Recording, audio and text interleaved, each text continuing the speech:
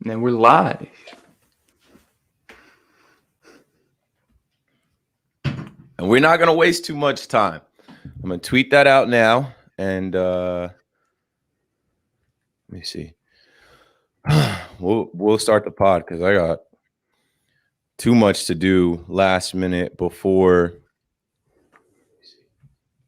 I go to Chicago. Jared in the chat. What up, Jared? Definitely on that Noti squad. And let me tweet the link live.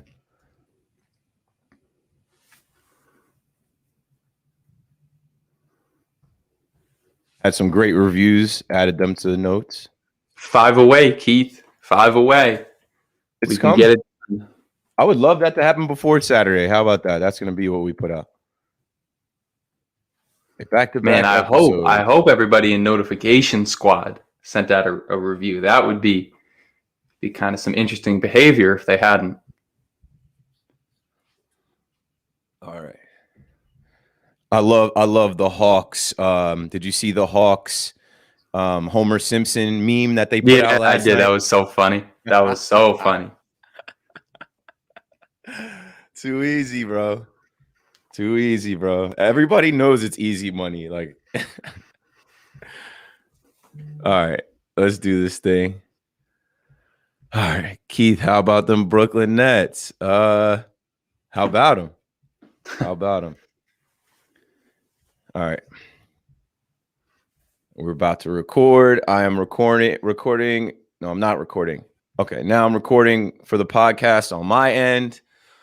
We'll do the lead in. Talking Nets, episode 108, back-to-back days with a new episode because it's playoff time. And you guys deserve it. You guys deserve extra episodes from us. And I will be away this weekend randomly in Milwaukee when we play Milwaukee. And there won't be any games in Milwaukee, so I got to hit you with 2 pods before I dip off. Hudson Flynn is joining me today, of course, for the Bucks preview. We'll talk about what happened in the NBA last night. We'll talk about the matchup against Milwaukee, the players, injuries, what we expect. You know, it's Talking Nets, baby. Let's get it. Okay. That is the lead-in intro. Brooklyn, we go hard. We go hard. I saw somebody in one of the comments. They were like, you didn't edit this in post-production. I'm like, bro, when I say I'm going to edit the video in I can't edit the video in post-production. This is live. Like, you're watching Hudson and I record the pod live.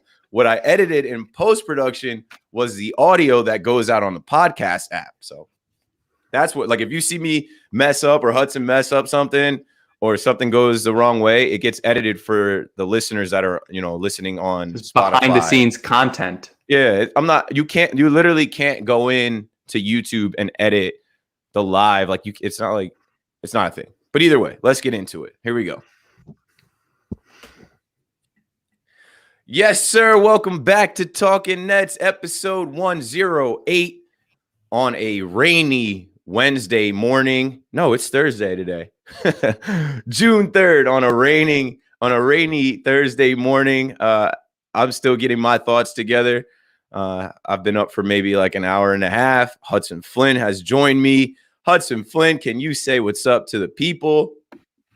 How we doing, everybody? Talking Nets on back-to-back days. Might be the first time we've ever actually done back-to-back episodes. I hope you guys are enjoying the increased content rollout schedule we have for the playoffs.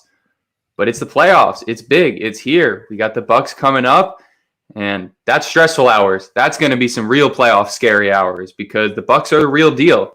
This isn't a series that we can waltz through. This isn't a series where, Nash can make coaching adjustments and we can, take L's because of that. This isn't, a set of games where Kyrie can't show up, where James Harden can't show up.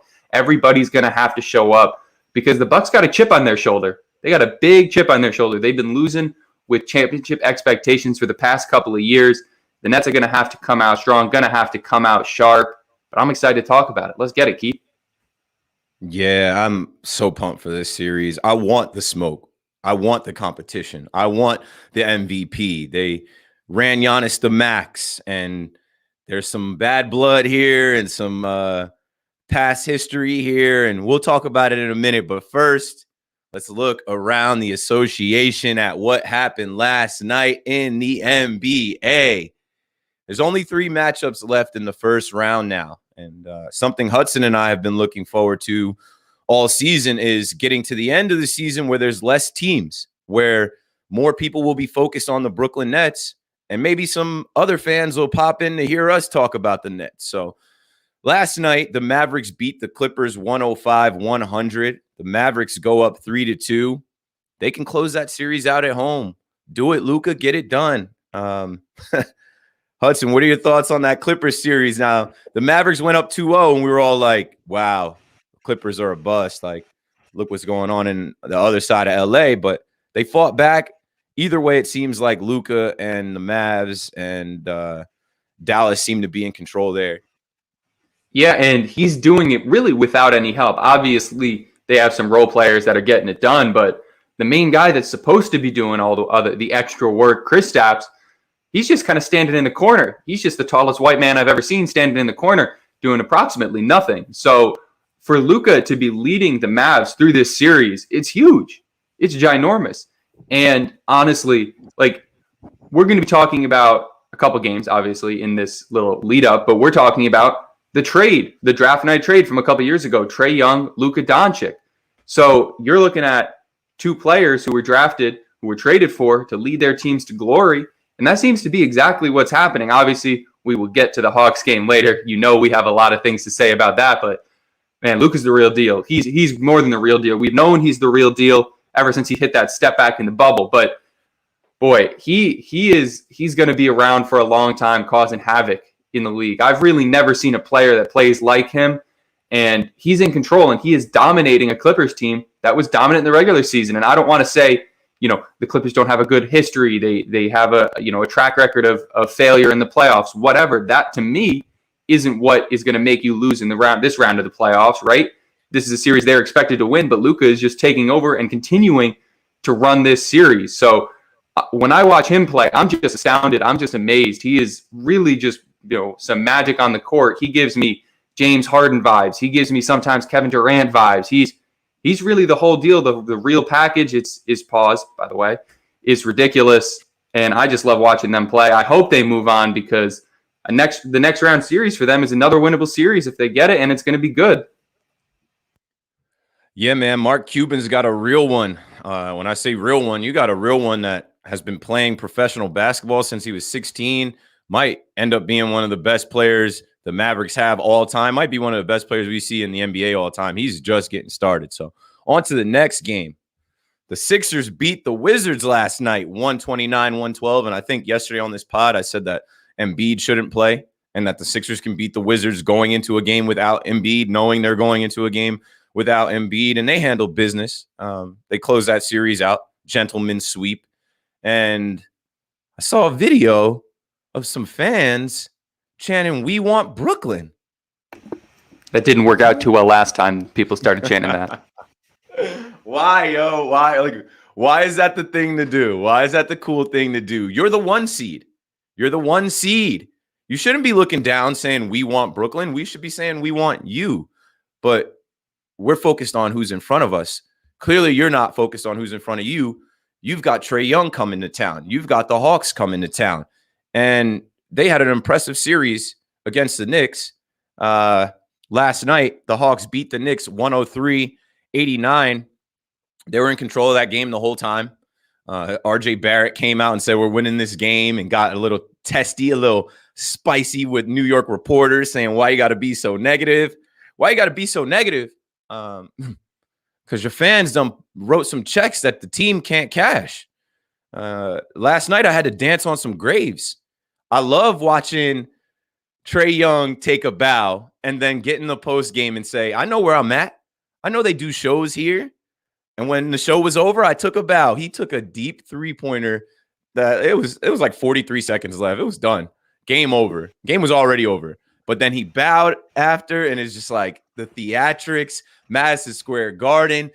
They hosted 3 games. They lost 2 of those games they hosted. Their fans were outside talking about how much they spent on tickets. Like, yeah, okay, you paid your June rent, and then you spent the rest of your check and your money on tickets to watch a team lose. Like, what is cool about that? Hudson, how are you feeling last night watching the Madison Squares, the New York Bricks? Wrap it up. That's it. Season's over. Done. No more out of Trey y'all. was out with a vengeance. I mean, we got to talk about that. There was like a minute, maybe less than a minute left in the game, and they were still rolling the ball up to half court to take more time, to save that time. Like, Trey was here and out for blood. That whole Hawks team was out for blood. But man, watching Trey just put the silencer on the crowd, that was fun. And honestly, like, we know we're Nets fans. We shouldn't have to talk about the Knicks. You know, there's the rivalry. Do we care about them? Do we not? But look, if they're going to talk all this smack, in my phone, I got quite a few death threats saved from Knicks fans that we have received. So I don't feel bad about this. Absolute clowns. Absolute clown show. All those people, all those fans couldn't get you nothing. Couldn't get you nothing. All that talk, all that, we won a playoff game. We paid so much for these seats. We sold out faster than you. It means nothing. It means nothing. Oh my goodness. The amount of nonsense coming out of these delusional fans' heads. It's ridiculous. Act like you haven't been in the playoffs for 8 years. But they didn't. They couldn't. They were just ridiculous. I see the chat blowing up. Oh yeah. Big death threat energy coming from Knicks fans. It's some funny stuff. And last night we had to stomp on some graves, and that was fun. We didn't even need to say too much. And it was just fun. They were outside after their one playoff win in a decade saying, we want Brooklyn. They should have wanted Atlanta. They got gentlemen swept. It wasn't even a close series. They were a lower seed. The Hawks switched coaches midway through the year. It's going to be a long summer, Knicks fans. But look, the Hawks said it best themselves. We know what the next move is, right? You go back in that bush like Homer Simpson with the Knicks hat on, and you come out rocking the Nets hat. We know how it's going to be. And look, we've been welcoming to bandwagon fans all year round. We've said, come one, come all, enjoy Nets basketball. Come on. Join the club. The Hawks know what they're talking about. You're going to look a little clownish, but we're not going to say anything. We'll enjoy it. Just come watch greatness in Brooklyn. Only ticket in town. Only team playing now. And I see people in the chat like, death threats? Yeah. Dude, like, you guys call our voicemail. I had 2 voicemails saying, go F yourself. I had another voicemail, like, personally attacking me. And I talked to Hudson after they won their first game. You know, we danced on their grave a little bit because they were chanting, we want Brooklyn. And I talked to Hudson. I was like, bro, we don't even have to, like, stoop to their level when they win. We knew that they had the battery in their back after the win. And, you know, we posted the Caden Randall video, which was kind of a miss. It wasn't really, like, the time to post the, you know, video with the kid crying, but a bunch of Knicks fans attacked me.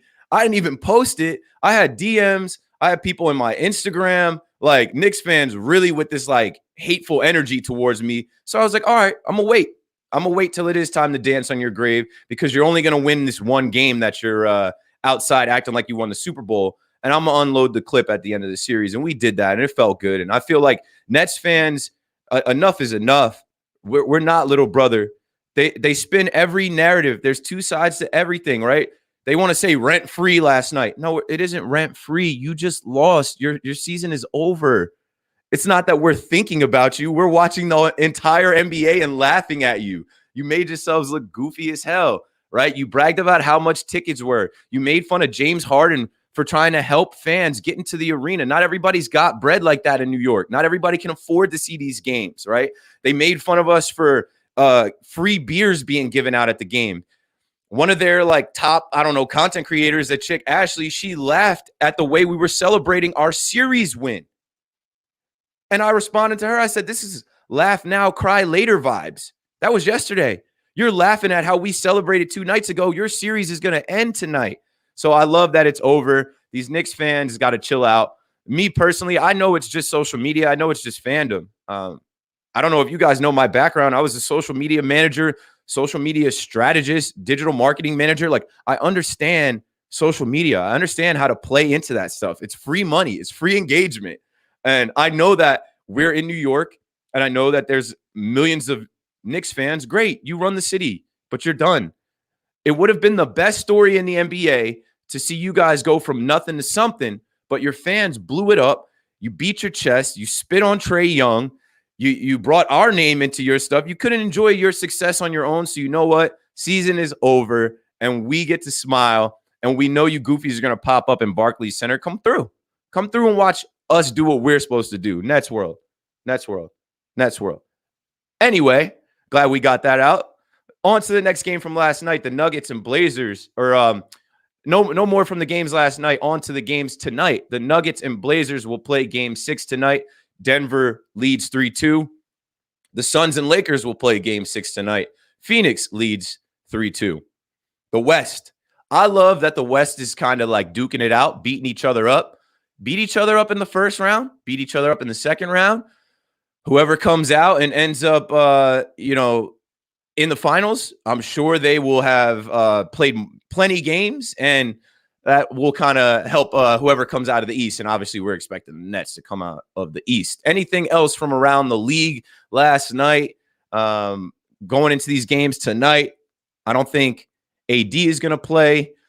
We spoke on Embiid. Embiid's got a torn meniscus, bro. Like, he's day to day, and their fans are chanting, "We want Brooklyn." I'm just chilling. I'm focused on the Bucks and what's going down real soon in Brooklyn this Saturday.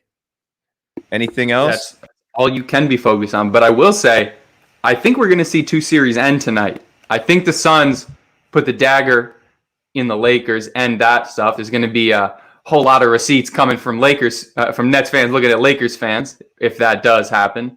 And I think the Nuggets get the win here because, boy, for their sake, I hope they don't go to a game 7, because one person can run a game, and we know who has the ability. If there's anyone in the league that can take control of a game and win a game on their own, might be on that Blazers team. So I'm looking forward to seeing all that. But we know where our focus is. We know where our sights are set. Not too worried about the West. Not too worried about the East, for that matter, other than one team. So let's get into it. Let's preview this Bucks series. Hey, this is Jamie. I just have a few concerns going into this next round, and just wanted y'all's thoughts on it. I'm concerned we may lose. They can play at our pace. They can keep up with our scoring. They have a lot of length, and playing DJ is the only way we can really counter that, but he may be a liability. And they're also much better defensively, and I'm concerned that they'll take out some of our role players, which will lower our scoring. So what are y'all's thoughts on that? Am I being way too nervous about this next series? No. Of course, my phone rings. And thank y'all for everything you do. I've been loving the podcast. Just awesome work. Y'all have a great day.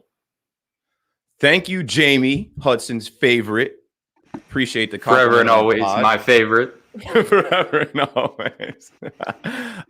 So let's talk about the Bucks series. Let's start here, because I'm gonna swing the thoughts a little bit. I'm always confident, and that's just the way to be. But we do have to go into this series respecting our opponent. We do have to go into this series knowing that they beat us 2 out of 3 in the regular season. Jamie talked about DeAndre Jordan. Let's get that out of the way first. Hudson, you saw the last 2 games we played a month ago, May 2nd and May 4th, where DeAndre Jordan did get minutes, and he did get a good sample size against Giannis. I remember we wanted to see Claxton against Giannis a little more. And I thought them not showing us Claxton versus Giannis was something that they were saving for the playoffs. And that's just what the Nets have done. They hid Claxton from the world seeing him, so he wouldn't be a part of the Harden trade. And then when we faced them late in the season and we lost back-to-back games on their floor, people were saying, why isn't Claxton out there? Why isn't Claxton getting reps against him? We need to see Claxton against Giannis so that he's prepared for him in the playoffs. And the Nets were like, nah, we're good. And we still played them close. The Nets lost 117 to 114. That's 1 3-pointer to tie that game. And the Nets lost 124 to 18. That's 2 3-pointers to tie that game. Close games. And what I will say is they haven't faced the full big 3. So let's go back. Let's talk about DeAndre Jordan. Hudson, what are your thoughts on DeAndre Jordan? He got a straight DMP for the entire series against the Celtics. So you're getting different things, right? With DeAndre Jordan and Clax, if that's the one-to-one comparison we're making, you're getting different things. With DJ, you have size. He is bigger than Claxton. He's thicker. He can hold his ground against Giannis, who obviously is a big man, and he is a fast dude who can really punish people for being too small against him. So that's what you're getting. You're also getting that drop coverage that in theory should work against Giannis, but in those last couple of games the Nets played against him didn't work because Giannis was hitting his threes. So that's the advantage. You get that size. In theory, you get that rebounding. You also get some energy. We've talked a lot about DJ. In those big games, he does come out with energy. He does bring some energy. He brings some ferocity, which is good. It's something, to be said. Now with Clax, you're getting something completely different, right? With Clax, you're getting defensive mobility. You're getting the ability to go up and to go down. So he can play Giannis both at the three-point line, stop those threes, and then run in if Giannis tries to go in on him. But also, you get the switchability. And this is a thing that I think is really important. And, we're not too big into the analysis, but I'll go a little into analysis. When Giannis is the primary ball handler on a screen, that was going to create some problems for DeAndre Jordan. DeAndre Jordan is just not laterally mobile enough to switch well on screens. Nick Claxton is. We've seen him switch on to everybody all season and be very effective at it.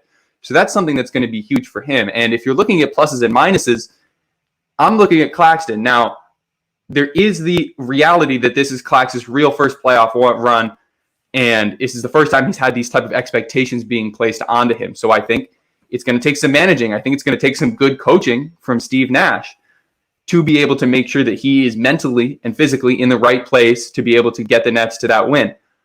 Honestly, the way I think it's going to go is I think we're going to see a little bit of both. I think we're going to see some solid first quarter minutes from DJ where he does bring that energy and play for as long as really his heart and his legs will allow. And then I think we're going to see Claxton and a little bit of a team mentality on him for the rest of the series. And that's what's important because you can't really stop Giannis. It's Giannis. If we're being honest, he probably could have won a third MVP if, voters weren't tired, if everyone wasn't tired of him just being so good at basketball. You can't stop him. You can only slow him down. So having that team mentality is going to be important. But if we're looking at that one-to-one comparison, I think Clax edges out DJ just because he can defend other players other than Giannis. And that's how the Bucks have been killing a lot of people because they've been putting up shots and they've been hitting their threes off of those screens. So that is something that I think we should keep an eye on. But who knows? I have faith in Nash. I think he's going to make the right call. And at this point, we need him to make the right call because this is serious hours. This is scary hours, and it's important. And this is probably the most important matchup of this playoffs. This is the playoffs. We knew this matchup was coming, whether we were going to be the 2, whether we were going to be the 3. We got a preview of it literally a month ago, like I just said. But to me, the biggest factor is James Harden. Harden didn't play. And Harden's got a chip on his shoulder too. We can go through the whole Giannis Harden stuff, right? When the All-Star game, I think it was the 2019 All-Star game, when the All-Star game came and Team Giannis was picking, Giannis said, I want to pick someone that can pass. And Harden took offense to that.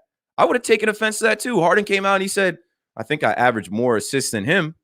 And I actually have to have skill at my size, at my position. I have to make the right plays and know how to play basketball. I wish I was 7 foot and could just run down the court and dunk. That takes no skill at all. Those were verbatim. Those were Harden's words. And we'll definitely bring some clips up. I saw a few clips going through Giannis versus Harden. And you got to think about it with the MVPs, right? Harden was on a radio show in Houston after Giannis won, I think, his first MVP. And he said, I think it's politics. I think that the media runs with narratives. And the narrative with Harden in Houston was that, oh, he's an ISO player. Oh, he's a ball hog. Oh, he's this and this and that. And they went with Giannis, and Harden felt slighted. He felt like he should have been the MVP. We made shirts this year that say, I am the MVP, because Harden came out and said, I am the MVP before he got hurt. I think Harden is looking for some MVP hardware, but he's looking for finals MVP. He's looking for a ring this year. He's going to be motivated more than ever, playing with the Brooklyn Nets, not playing with the Rockets. And he's on the floor against Giannis. Now, the first game that we played against the Bucks, we beat them 104-93. And Harden did play in that game. And KD did play in that game. But Kyrie, I think, was on a leave. Kyrie didn't play. So that's a whole nother thing, right? I think Kyrie is going to be locked.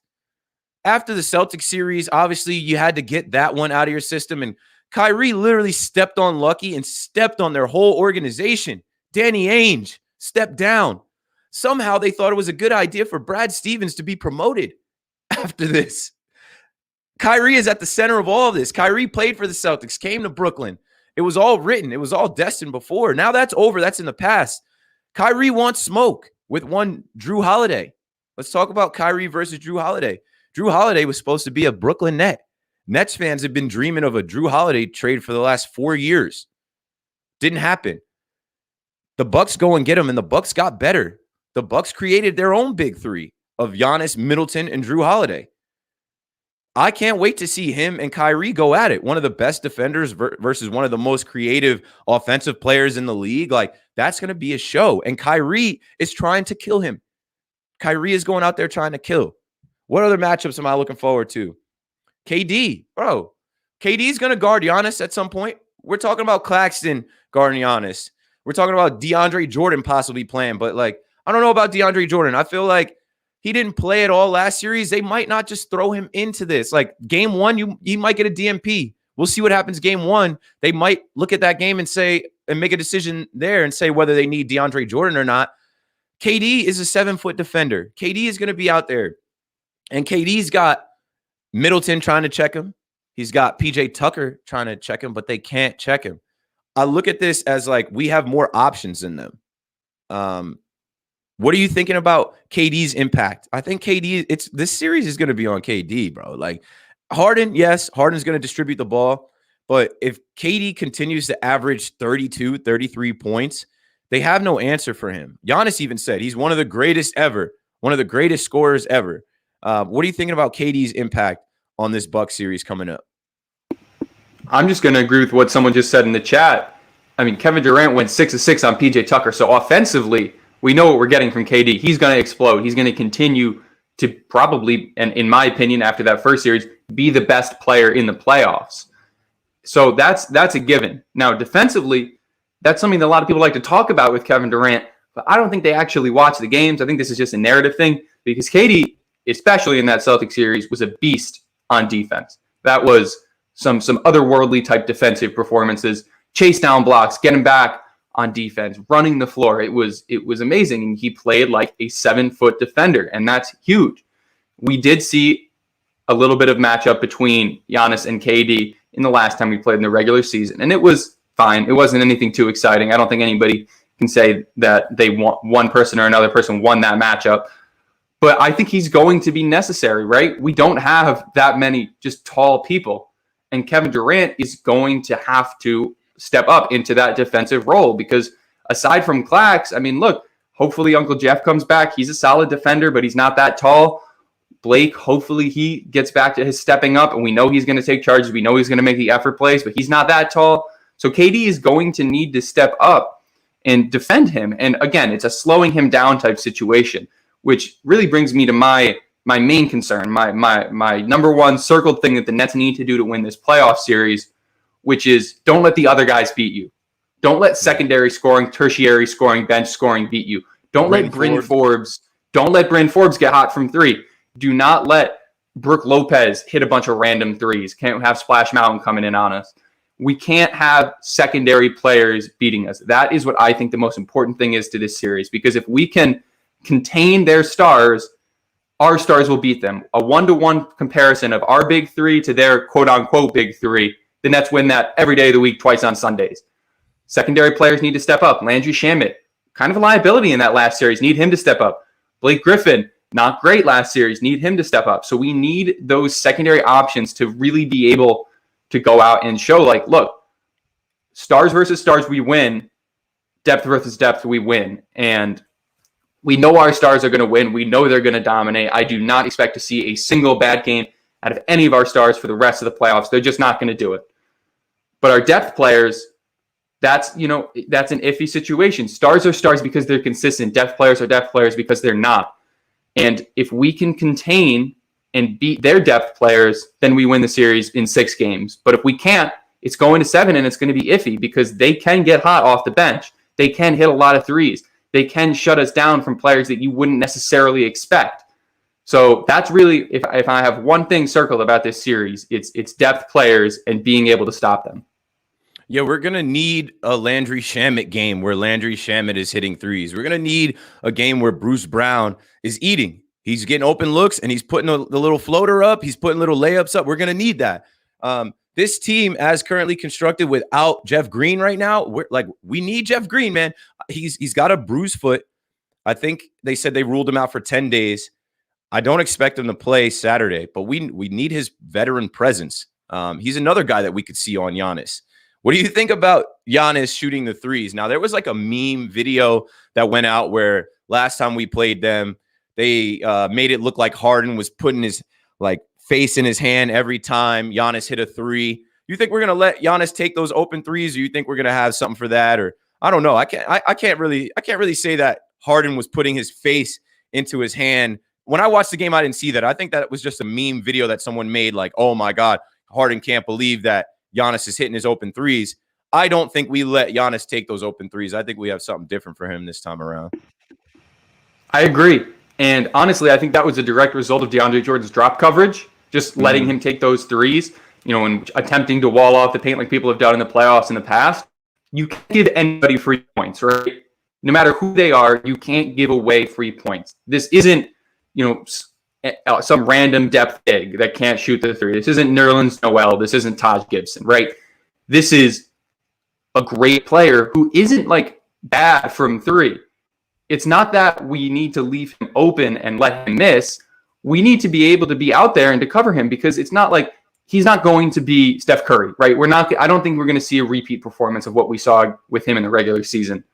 But you can't let stars have open shots. I think aside from the analytics of it all, I think it's just bad basketball to leave stars open for open shots, especially when he's hitting 30+% of his threes, right? So if one of three threes goes down, that's a detriment to the Nets. I don't think we can just rely on him missing. We can't rely on Giannis or any one player to lose a series, right? We have to win the series, and we have to get up in their faces and defend. And I'm not saying we need to, defend him like he's Steph, defend him like he's Dame as soon as he comes across the half court line. But we need to make sure that he's not taking threes with no one within 10 feet of him. It's not the strategy that's going to work anymore. He's seen too much improvement in that area of his game, and you don't give free points to stars in the playoffs. It's as simple as that. It's a pride thing. It's a gamesmanship thing. You do not let stars take open shots, because they will hit them, especially deep in the game, because it's just bad basketball, and you need to be able to go out there. And that's why I think we're going to see Clax. That's why I think we're going to see KD defending him, because they have the mobility, they have the length to be able to stop those threes while also defending the switch. So at the end of the day, you need to defend him. And if you don't, he's probably going to hit those shots again, because it's the playoffs and he's a great basketball player, and great players step up in the biggest moments. I expect it to be high scoring. I think I already was looking at some gambling stuff, and what they're expecting for the over-under is a lot of points. I think it was something like 240 for game one. So that means they're expecting 120 points scored, by each team. And I mean, looking at the defense that we didn't play against Tatum in that one game, there's holes in our defense. It's going to be high scoring, but I'll take the big three that we have that's averaging 85 points together, Harden, KD, Kyrie, over their big three. I don't see Drew Holiday going off, and he's had a great first round. He had a great first series. Drew Holiday has finally gotten on a competitive team, and he's starting to get the respect that he deserves. But this series also is going to come down to coaching, man. Mike Budenholzer, that dude is a good coach. And I'm sure the Bucks have been off since last Saturday. They swept the Heat in 4 games. They haven't played since Saturday. That could be good or bad, right? Having a full week off gets you rested. They don't have many injuries. Dante DiVincenzo has a torn ligament in his ankle. They'll be without him, but I think he went out in the second game. They probably have an answer for his minutes with Bryn Forbes or somebody else. But what I'm saying is they haven't played for a week. That could be good or bad. I hope it's bad. I hope it's the type of thing where they step on the court Saturday in Brooklyn and it's like, damn, we haven't played in a while. We got to get our legs back. We got to get our flow back. But there's going to be some X factors in this game, I think, or in this series. I think Brook Lopez, Brooklyn Brook, which is funny. That's the name I think Pat Connaughton gave him on the Bucks, Brooklyn Brook, when he's backing guys down, beasting. That's our guy, Belo. If you're a Nets fan from back in the day, Belo was our main guy. Him and Derek Williams. Him and Darren Williams. Derek Williams is further back, excuse me. And another X factor is his former teammate, Joe Harris. I think they only played one season together, maybe two. But Joe Harris is going to have to be a big X factor for us. He's going to have to hit open threes. He's going to have to be on. We're going to need another Joe Harris game. We had a Joe Harris game where he put up 25. We're going to need another Joe Harris game where Joe Harris puts up 20. In the regular season, the Nets, I think, were undefeated when Joe Harris scored 20. If you get a game where Joe Harris puts up 20 points with KD, Kyrie, Harden, and our other role players, the Nets win. What else from this series? Barclays Center versus the Pfizer Forum. I am going to go to the Pfizer Forum this weekend. There won't be games, but there will be an opportunity for me to put some Talking Nets stickers on the Pfizer Forum. I will probably do that. What are you thinking about home court advantage, the fans? I will not be at game 1. Like I said, I'm going to a wedding this weekend, but I plan on being at game 2, 5, and 7 if need be. Hudson, what are you thinking about their fans versus our fans and what the atmosphere is going to be like? We need to have the home court advantage, right? We earned home court advantage. That was the biggest race down the stretch of the regular season, right? We were fighting for home court advantage, and we won it. We earned home court advantage. It needs to mean something. And this isn't a, Nets don't have fans conversation. We have fans. We are going to fill at the Barclays Center. It's a matter of making sure that we're loud, right? There's an important role that fans play when you have a basketball team, when you have any team. Fans make a difference. And we saw that difference in the first game that Kyrie played with those 5,000 Celtics fans. It was pretty obvious that made a difference. It was pretty obvious that Trae Young and the Knicks fans had a relationship in that series. They make a difference, right? So Nets fans need to be in there and they need to be loud because it's an X factor. And if you don't have home court advantage, you need to feel that. You need to feel at a disadvantage because you do not have your home cooking. You don't have your home fans. You don't have your home rims. So show up early. Be loud, be rowdy, right? Like, I don't want to see the whole, it's tough to get to Brooklyn, Nets fans showed up late excuse. I understand that it's real. I understand the Barclays Center is far away. Where I'm from in the Bronx, where I live in the Bronx, it's an hour and 15 minute of a train ride. It's tough to get there, but we got to be there. We got to be there, and we have to be loud because it needs to make a difference. The Nets are going to play 3 home games in a row, including that last one that we played against the Celtics. We've been home for a week. We're going to have been rested. We're going to have been ready to go. And so they're ready. We need to be equally ready. We need to make that difference. And if it does go to 7, and I think it might, we need to be loud and we need to be prepared for that to matter because Nets fans can win games. They can be important down the stretch. Mr. Whammy can make Giannis miss all of his free throws. It will happen. As long as we're there, as long as we're loud, we will make a difference. And it's more than just talking, right? We do a podcast. We talk about the Nets. We tweet about the Nets. It's all that. Now we can make a difference. We can say we mattered in this championship run. We can earn Nets fans, Nets organization, the team, Brooklyn, the city. We can earn them that ring. And it all starts this series. So let's just get there and do it. Saturday, like I said, it sucks. I'm going to be in Milwaukee, like weird universe thing. I would be at this game. First game is Saturday, June 5th, 7:30, and it's on TNT. And I already told you guys that like TNT, I guess with their remote broadcast, not having the Yes Network cameras and microphones, like they deaden the noise of the fans. People were saying it was quiet in there. I was trying to figure it out. I'm like, maybe it's these fans in the middle. Maybe they're being quiet because it was lit in my section. It was turned up. Shout out to Mike Lawrence, photographer from the Brooklyn Nets. He captured a great photo of me swinging my towel and turning up in there. And it, like, you can see the energy. Nets fans, show up early. It's tough, I know, but we got to get in there. We got to pack it out. And we got to be behind this team. Everybody is rooting for us to fail. Everybody can't wait to see the Nets lose. That's all I was getting from Ix fans last night. Like, oh, it's going to be an embarrassment if you guys lose to the Bucks. Well, what if we don't lose to the Bucks? What if we keep winning? And what if we bring this thing home? That's the whole plan. Our world, Nets world. Let's wrap this pod up. Right now, the Nets are studying film. I read Malika Andrews' article, shout out to her, where she said after game 5 and the post-game interview with Harden, he says, I'm thinking about them right now. After his 4th playoff career triple-double, helped the Nets advance in the Eastern Conference semifinals for the first time since 2014. Harden says just the matchups and things that they do on both ends of the ball. Obviously, we know how good they are on both sides and their individual talents. We are respecting our opponents. We have high IQ basketball players. We have high IQ coaches. We have a high IQ organization. Even Sean Marks got on with Iron Eagle, and he said, we're turning the page after tonight. We're not done. We're 1/4 of the way. 4 wins out of 16. So let's get there. Let's get there. Time for reviews. We have a total of 95 reviews. Shout out to y'all, man. I appreciate it. We need 5 more. Let's get 5 more before Saturday. 5 more. 5 more before Saturday. Reading these reviews, going back to Monday. Brooksy 7 writes, 5 stars, the best. True Nets fans, Keith and Hudson are 100% relatable, and I always feel like I'm listening to a group of friends talk about my favorite team. Plus, these guys are actually knowledgeable about the game of basketball. Big fan of this energy. Brooklyn, baby. Awesome. Appreciate you, Brooksy. The next one is from Mike P32 on Tuesday. He writes 5 stars. Awesome. Amazing podcast with great content. Keep it up, guys.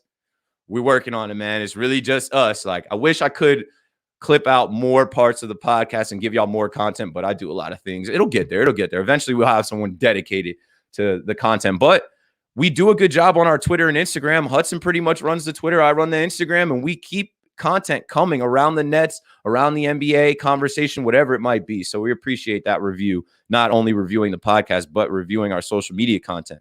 Last but not least, Rian Gittins on Tuesday writes 5 stars. What up, Talking Nets? Y'all really hustle. I would go as far as saying you're a small business, and I feel like you guys are going to be something big. Appreciate that right there. Appreciate that right there. That's all we got. Leave a review, subscribe to the pod, rate it 5 stars, and we will read it on the show. Leave us a voicemail. I know there's definitely going to be some thoughts after these games this series. The voicemail is 201-870-0461. Make sure you follow us on social media. We just broke 3,000 on Instagram. I think we're at 11.2 on Twitter. Over 500 subscribers on YouTube. A lot of downloads on the pod. Everything is going up. And like I said, now there's less teams, so more people are going to be checking out the Brooklyn Nets, and more people are going to be checking out the content that we're doing. So make sure you're following us across platforms. Also, make sure you go to shop.johnboymedia.com and get you a shirt, a playoff shirt. It's going to be the type of thing where you have this shirt for this run and you remember it forever. We've got 3 new playoff shirts. If you use promo code playoffs, you get 20% off. That is the way. That is the move. Order them now. I ordered mine last week, and I think it might get delivered today. I'm hoping it gets delivered today so I can wear them in Milwaukee. That's all we've got. Hudson, you got any last words, any final thoughts before we go into the Bucks series? Nets in 6.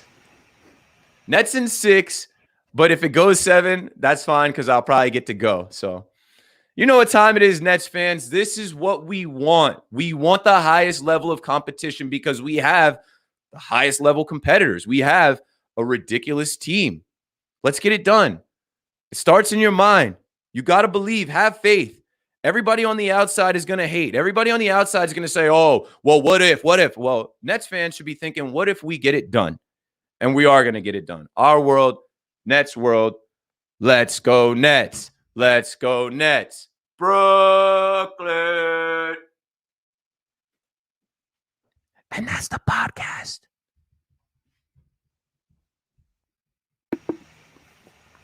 Good vibes only. Good vibes only. I hope everybody gets to go to a game, at least one this series. Obviously, I see we got some international fans in the chat. You guys are the real MVPs. The fact that you guys are waking up at 5 in the morning, 3 in the morning to watch these games, that's ridiculous. Like, yeah, it's crazy. We got a lot of French Nets fans in our accounts, and it's just, boy, there's like a lot of people that are really committed to this Nets team, and you love to see it. It's just funny when they say we don't have fans. Nets are international. Nets have international fans. Global game, world view, the world, Chico, and everything in it. I put out a tweet last night about the New York teams. We used to be the New York Nets. We could have came back to New York and said, okay, we're the New York Nets. No, we decided to be the Brooklyn Nets. You can have Manhattan. You can have Midtown. We want the world. We want to be world champs. We have the world watching. I did an interview with BBC London. I have a dream of living in London one day, and I have respect for you guys across the pond that stay up to watch these games. I don't know how you do it. It takes dedication. I think it takes a lot of dedication to do what we do, but it takes more dedication to be a fan over there, especially when there's not a lot of fans with you. You know, like you might be the only one in your family or in your neighborhood that's staying up or getting up to watch the Brooklyn Nets. And we appreciate you here at Talking Nets. You're helping us do what we are doing. And, we love to see it, man. Like I said, it's a global game, international view, Nets world, Nets world, Nets world, Nets world, Nets world. That's what Kyrie said, right? In that interview after the end of the Celtics series, he came out and he said, we're trying to make this thing global. We're trying to, bring in unite the world with Nets fans. With high-level basketball, the most ridiculous big three you've ever seen, bringing everyone together on the world stage. This is the main stage. This is what you want. I want all the smoke with Giannis and them. They got better this year by going to get Drew Holiday, and it's still not going to be enough. It's not going to be enough. And I know that iron sharpens iron. I know that the highest level of competition brings out the best in people. So we're going to see the best from James Harden, KD, Kyrie, and our role players too. So I'm pumped for this series. We'll be back with another pod. I think, let's see. I'll be back Monday night from Chicago. And the way we were doing the podcast all season, we were doing every 2 games. So we'll have game 1, game 2, and then we'll be back with another pod, which will probably be Wednesday morning if game 2 is Tuesday night. And hopefully I can go to that game. So we'll have 2 games to talk about. And that'll be the next pod. And that's why we gave you 2 back-to-back podcasts today and yesterday so that we don't leave you hanging for a whole week. That's it. That's all we got. I got to edit this thing and get it out there. Appreciate y'all. Love y'all. Thanks, everybody, for pulling up. Nets World.